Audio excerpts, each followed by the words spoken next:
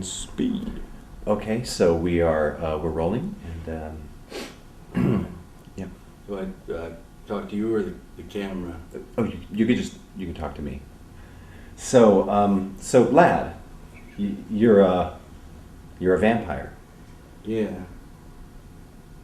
Yeah, this is not all it's cracked up to be, you know. Pop culture and everything makes it sound really cool, but it's really not.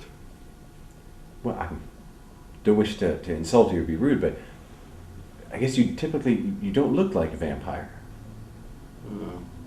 Well, that's, you know, you're thinking like Hollywood vampires, you know, where it's all sexy and fun, right?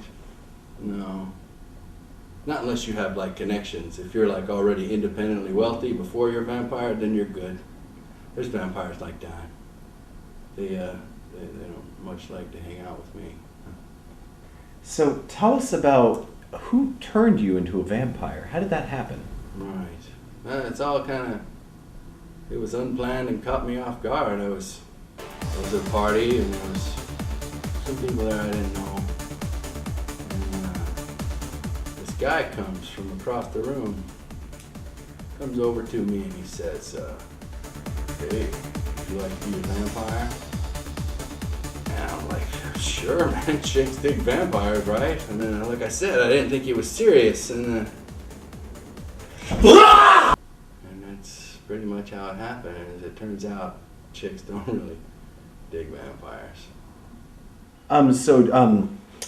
Vampires are known to have super strength. Yeah, well, there's, you know, you do get a little stronger. I mean, you can take a punch, you know. You can take a punch, you can take a bullet, but multiple opponents is still multiple opponents. I don't know jiu-jitsu or anything like that. So, yeah, if they can't have friends, you got to solo attack people. Otherwise, you're going to get your ass kicked. Can you tell us about an incident where you attacked someone? I can tell you about an unsuccessful one I had the other night. I thought to this, it was this chick, and she looked pretty weak, but turned out she wasn't so weak. A kick to the groin, mace to the face. I went hungry that night, but you know, you do what you gotta do. I guess if I don't get blood, I get real cranky. Tell me about your body prior to becoming a vampire, and now your body after. There's another one of the myths. You get what you get, right? You get eternal life. But it's you. However you were when you were turned, that's you. So I'm out of shape for eternity. I can't run but a couple of blocks. I get tired.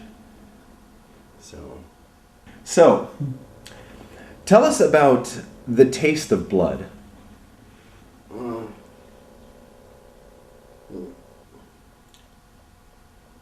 Have you ever, like, when you're a kid, you ever put change in your mouth? I know they don't put change in your mouth. You don't know where it's been, right? When you're a kid, you don't give a crap. You put anything in your mouth, and it tastes kind of like a penny. If you've ever sucked on a penny, that's kind of what it tastes like. How did you start functioning as a vampire? Well, it's really slow. I mean, first it has to sink in that it's real, right? You know, you got to stay out of the sun. What time is it? Oh, good bird! So you have to hide out quite a bit. But you seem to have come across a nice house here. How did you get this? Craigslist. Same way I got the interview. So a guy was looking for a roommate.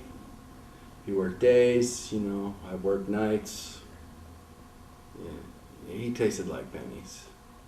So tell us, what is going to happen to you in the future now? I'm not sure. I've given some thought to moving to Alaska, because I hear it's dark there a lot, like for extended amounts of time. But then I don't care for the cold. I still get cold. I won't freeze to death, but I get cold. So I figured, evil blood tastes the best. So maybe I just like move to DC and live off of Congress. So I really want to thank you for being here with us. It's been incredibly informative. Thank you so much. My pleasure. I got one question for you, though. Oh, absolutely. Anything, please. Would you like to be a vampire? That's a cut.